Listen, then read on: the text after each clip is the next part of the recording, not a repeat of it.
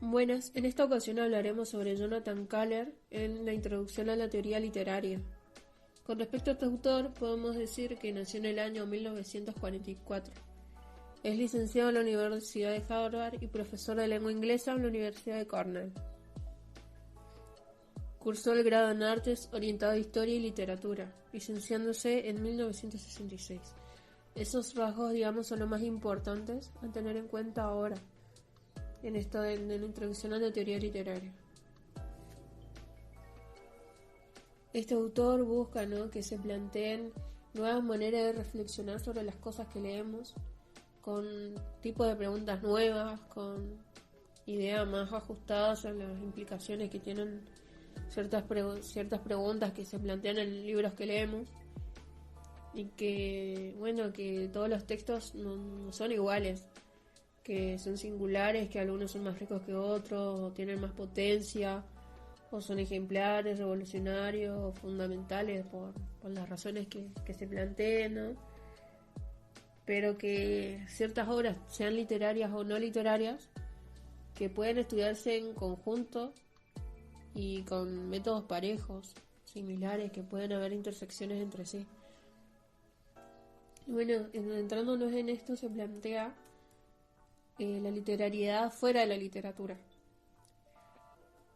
Y este autor plantea que en las discusiones recientes sobre la naturaleza de la comprensión histórica se ha tomado el modelo de análisis de la comprensión de la narración. ¿Por qué? Porque dice que el modelo subyacente a la explicación histórica es, por lo tanto, la lógica de la narración. ¿Qué implica esta lógica de la narración? La manera en que las narraciones muestran que algo ocurre, al engranar la situación inicial, el desarrollo y el resultado del modo que adquieran sentido. El engranar, esto tiene que ver con los engranajes, con las partes de este engranaje que formulen o lleven a cabo un cierto hilo, que la construcción también tenga sentido y que funcione, ¿no?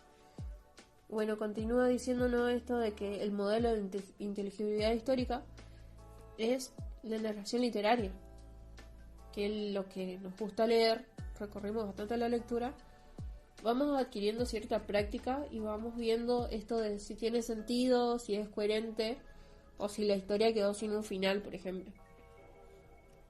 Si tanto la narrativa histórica como la literaria se caracterizan por los mismos modelos de lo que tiene sentido y lo que estructura una historia, entonces deja de parecer entonces así un problema teórico importante entre ambos tipos de textos. Y al mostrar cómo una figura retórica puede dar forma al pensamiento en discursos no literarios, también los teóricos han demostrado esta profunda literariedad de los textos supuestamente no literarios, que hacía que se complique un poco así la separación entre lo literario y no literario. Después podemos preguntarnos de qué es lo que trata, y plantea continuamente esta pregunta de qué es la literatura. Y nos plantea dos cosas: que no se reclama una definición en sí sobre qué es literatura, sino que se plantea más que nada un análisis. Dice incluso una discusión sobre el por qué hay que ocuparse de la literatura. Podría ser igualmente una pregunta sobre los rasgos distintivos de las obras que coincidimos nosotros en llamar literarios. Las teorías han pugnado o han buscado encontrar la respuesta a esta pregunta que se plantea, pero dice que no tuvieron mucho éxito. ¿Por qué? Y explica que las razones están al alcance de todos, que las obras literarias son de todos los tamaños y colores, y la mayoría parece tener más aspectos en común con obras que pocas veces llamamos literatura que con otras que son reconociblemente literarias. Lo que hoy llamamos literatura se ha venido escribiendo hace más de 25 siglos, pero el sentido actual de la palabra literatura se remonta a poco más allá del 1800. Antes de esa fecha, literatura y términos afines en otras lenguas europeas significaban escritos o conocimientos eruditos.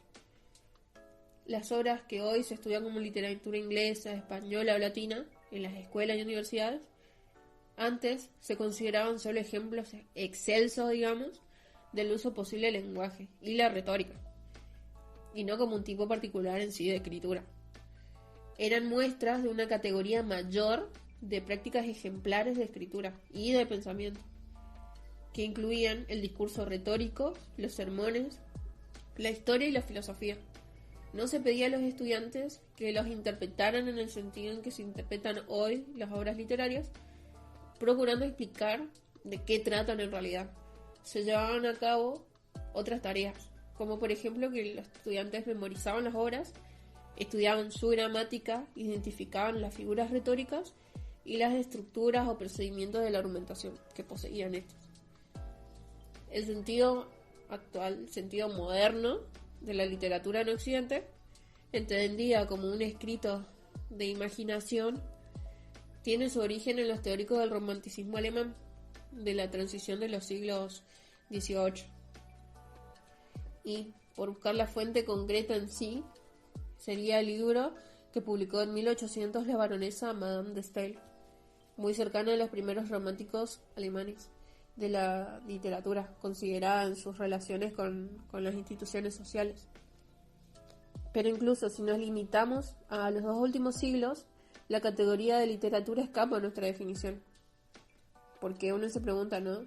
¿Acaso ciertas obras que hoy consideramos literatura, como poemas sin rimas, sin metro aparente, escritos en el lenguaje propio, la conversación ordinaria, si hubieran cumplido los requisitos para que Madame de Staël los calificara en sí de literarios, de literatura? Y bueno, con respecto a esto, dice, ¿no?, Jonathan Kahler, que uno siente la tensión de abandonar y de concluir que es literatura lo que una determinada sociedad considera literatura, un conjunto de textos que los árbitros de esa cultura reconocen como pertenecientes a la literatura.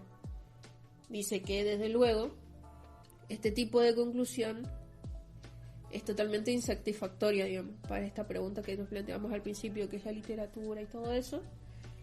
Y bueno, dice que no resuelve la cuestión, que solo la desplaza.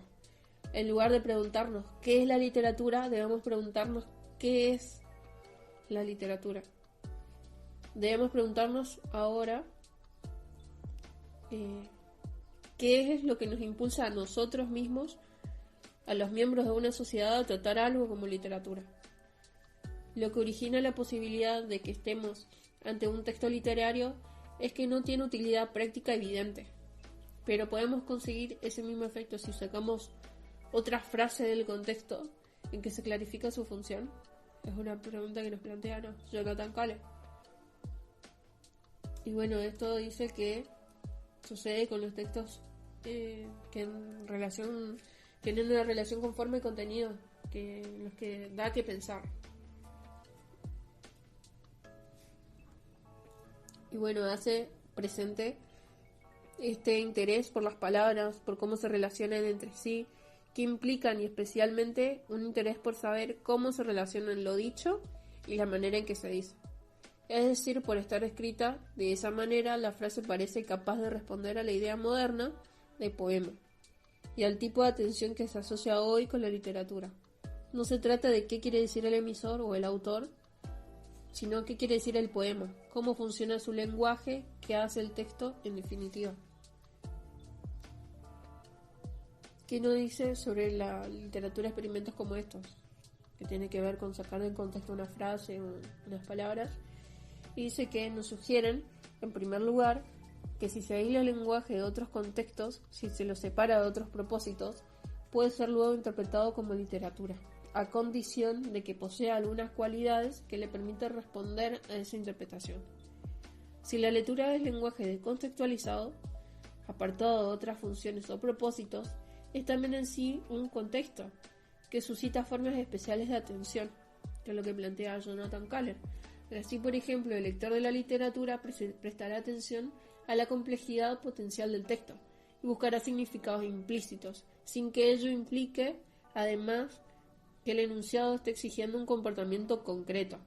Describir la literatura sería entonces, para Jonathan Kahler, determinar qué conjunto de supuestos y operaciones interpretativas aplica el lector en su acercamiento a esos textos.